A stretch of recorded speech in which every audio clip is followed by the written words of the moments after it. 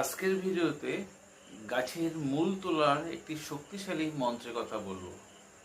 আপনি যদি কবিরাজি কাজ করছেন বা তন্ত্রমন্ত্র লাইনে আছেন, তাহলে এই ভিডিওটি আপনার জন্য।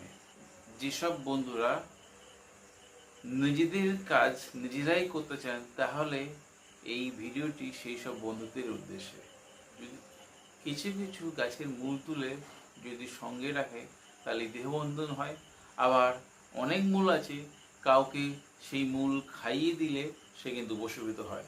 আবার এমন কিছু মূল আছে, কোনো গৃহে পুঁতে দিলে কিন্তু সেই বাড়ির বিনাশ হয়।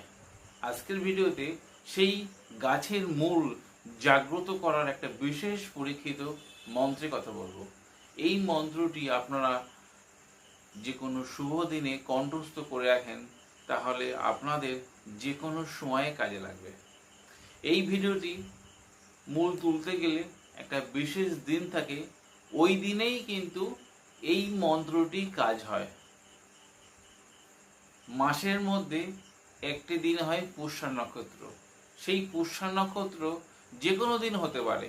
ওই দিনে ভিডিও দেওয়া মন্ত্রটি আপনারা 3বার পাঠ করে 3বার গাছকে নাড়িয়ে 3বার তুলে দিলে সেই গাছের মূল যদি দম বন্ধ করে তুলে নেন, যে কাজের জন্য আপনি মূল নিচ্ছেন সেই কাজে আপনার সিদ্ধি দেবে। হতে পারে সেই মূল বশীকরণের জন্য, আবার হতে পারে দেহবন্ধনের জন্য, বিভিন্ন ধরনের হতে পারে।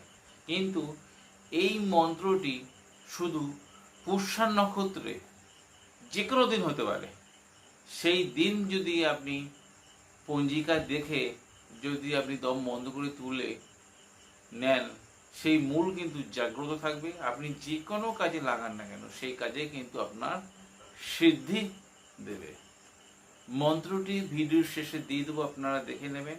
এই ভিডিওটি কেমন লাগলো আপনারা অবশ্যই কমেন্টে লিখবেন। আর আপনাদের যদি ভিডিওদের উপকারে আসে, আপনাদের বন্ধু বান্ধব বা সোশ্যাল মিডিয়ায় শেয়ার দিতে ভুলবেন না।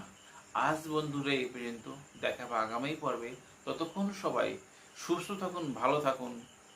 জয় মা তারা, জয় মা কামাখ্যা, জয় গুরু বামদেব। নমস্কার বন্ধুরা।